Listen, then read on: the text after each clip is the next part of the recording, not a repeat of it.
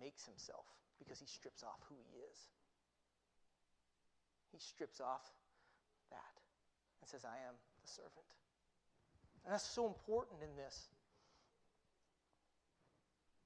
To not pretend or to disguise. True humility requires us to strip off of all of that junk. What does that look like? I'm always the life application guy. What does that look like? That's a great question. What does that look like today for you sitting out here? Because I don't know that we have a whole lot of need for feet washers running around. There's some pretty nice shoes out there. Ken, I think you got some new shoes recently, didn't you? Yeah. But what's it look like? First off, I'm going to use my word again. It's the practice of being intentional. Intentionally stripping off who we are. Stripping off our own self-worth. It's checking our cloaks at the door of life.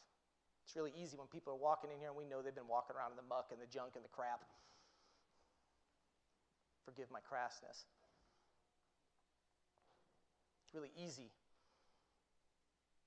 to just kind of put them at arm's length, isn't it? Because their feet smell bad. Because that's all rough. I don't want to get that on me, but it requires us to check it at the door.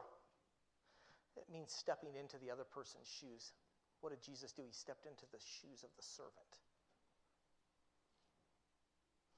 It means putting our needs behind the needs of others. It means wading into life with our brothers and our sisters and washing their feet even when it stinks. It's easy when it doesn't stink. It means that simply, I am not more important than my brother or my sister. I'm not more important than you. So we see the example of a humble servant there. Then Jesus gives his command. He says that they should wash the feet of one another, that his disciples should wash the feet of one another. And he models the behavior in 13, 15 through 16. He says, I give giving you an example to follow. That's Jesus' own words.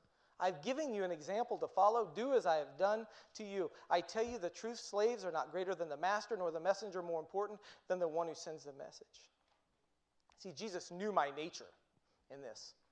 How many of you remember, I gave a little message and we talked about instructions. I'm not great with instructions. So, Jesus says, follow my example.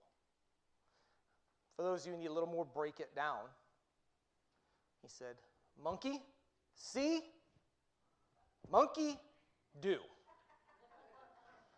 I mean, that's the simplicity of it, and I love that Jesus speaks so plainly there. He speaks so plainly. He also says that humbleness doesn't make me better than anyone else. Sometimes we wear that as a badge of pride.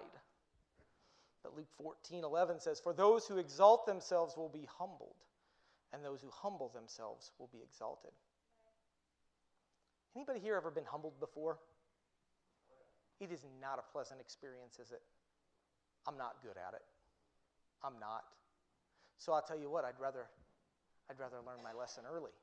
That's why Jesus says, I've given you the example. I'm telling you how.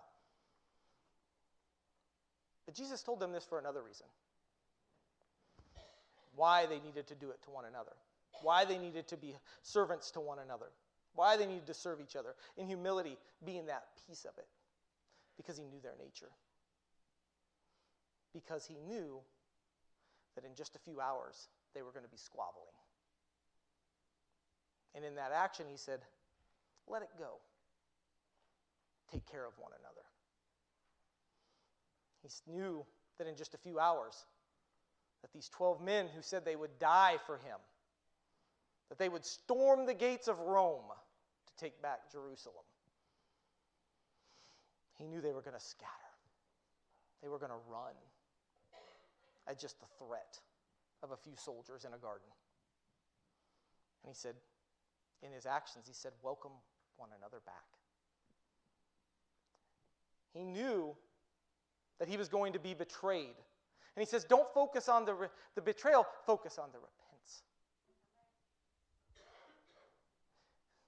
He knows right now that people were going to forsake him and deny him. And he says, focus on the return. He says, focus on the prodigal son. Focus on not the action, but the leaving. The peace of coming back, because the father had every right